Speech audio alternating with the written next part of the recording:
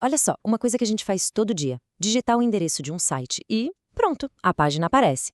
Mas já pararam para pensar como é que, no meio de bilhões de computadores, a informação sabe exatamente onde chegar? É igualzinho a enviar uma carta. Para ela não se perder, precisa de um endereço, certo? No mundo da internet, esse CEP digital tem um nome: endereço IP. E é exatamente isso que a gente vai desvendar hoje. É basicamente essa pergunta, né? Qual o endereço de cada um na internet? Porque, pensem bem, sem um sistema organizado de endereços, a comunicação seria um caos total, seria uma bagunça de dados se perdendo por aí. Então, como é que a rede faz para organizar tudo isso e garantir que aquela série que a gente está maratonando chegue direitinho na nossa tela? E a resposta para essa organização toda está aí, no endereço de protocolo de internet, ou como todo mundo conhece, o IP. A melhor forma de pensar nisso é um endereço postal, só que para cada aparelho: o celular, o computador, até a geladeira Smart. Cada um deles ganha um número único, exclusivo, para ter certeza que os pacotes de dados vão parar no lugar certo. Vou dar uma olhada na anatomia de um endereço desses, o mais comum, que é o IPv4. É bem simples, na verdade. São 4 números, separados por pontos. Cada um desses números, que o pessoal da área chama de octeto, pode ir de 0 até 255. Parece uma combinação simples, né? Mas foi essa estrutura que segurou as pontas da internet por muito tempo. E não pensem que esses endereços são distribuídos de qualquer jeito, não, não. Existe uma organização por trás, em classes pensadas para redes de tamanhos diferentes. A classe A, por exemplo, é para redes gigantescas, tipo de governos de multinacionais. Já a classe C é a que a gente mais vê por aí, em redes de casa, de pequenos escritórios. É bem provável que o IP da rede em casa comece com 192. Ok, agora vem uma parte muito importante para entender tudo isso. Existem dois tipos de IP, o público e o privado. E para facilitar, vamos usar uma analogia. Pensem num prédio. O IP público é como se fosse o endereço do prédio inteiro, sabe? É o endereço que todo mundo de fora consegue ver. Já o IP privado, bom, esse é o número do apartamento. Ele só faz sentido ali, dentro do prédio. E quem é que organiza essa dinâmica de prédio e apartamentos? O roteador. Ele é a portaria do nosso prédio digital.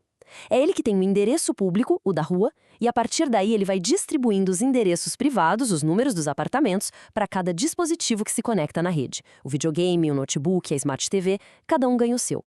Beleza, mas aí surge uma dúvida. Como é que um dispositivo sabe qual parte do endereço IP se refere à vizinhança e qual parte é a casa específica? É aí que entra uma coisa chamada máscara de subrede.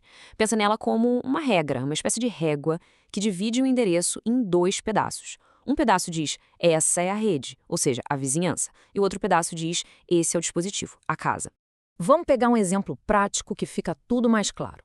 Se a máscara de subrede for essa aí, 255.255.255.0, o que ela está dizendo é o seguinte: olha, os 3 primeiros números do endereço IP são a rede, a nossa vizinhança.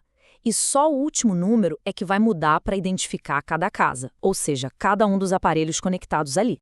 E se a gente quiser sair da nossa vizinhança para visitar a cidade grande, que é a internet, como faz? É para isso que serve o Gateway padrão. O nome é chique, mas o Gateway nada mais é do que o endereço do nosso roteador. Ele é a porta de saída da nossa rede local. Tudo que vai para a internet ou vem de lá tem que passar por ele primeiro. É como se fosse o portão do condomínio. E que tal dar uma espiada nisso na prática? É bem fácil encontrar o endereço IP privado, o tal número do apartamento de um dispositivo. No Windows, por exemplo, é só abrir o prompt de comando e digitar ipconfig. Já no Mac, essa informação fica lá em Preferências do Sistema, na parte de rede. Ali dá para ver tudo: o IP, a máscara de subrede e o gateway. Só que tinha um problema gigantesco com esse sistema, o IPv4. Os endereços acabaram. É isso mesmo. Cerca de 4 bilhões de endereços parecia um número infinito lá no comecinho da internet. Mas aí veio a explosão de celulares, notebooks, TVs, tudo conectado, e esse número simplesmente não foi suficiente. O mundo ficou sem CEPs digitais. E a solução para isso chegou com um nome novo: IPv6. E, gente, a escala dessa mudança é uma coisa impressionante. A gente pulou de um sistema de 32 bits para um de 128 bits. E ele não usa só números, usa letras também. O resultado, uma quantidade de endereços que, para todos os efeitos práticos, é infinita. E o quão grande é esse praticamente infinito? Olha, estamos falando de trilhões de trilhões. É um número que a nossa mente nem consegue processar direito. Só que até uma ideia, seria possível dar um endereço IP único para cada átomo na superfície da Terra e ainda ia sobrar um monte. É, com certeza a base para tudo que ainda vai ser conectado. Então, o ponto principal é este. A gente saiu de um mundo onde o endereço digital era um recurso raro, limitado, para um onde ele é basicamente inesgotável. E isso deixa uma grande pergunta para o futuro, né? Se a gente tem um endereço disponível para literalmente qualquer coisa, o que a internet vai conectar agora? Carros? Cidades inteiras? As nossas roupas?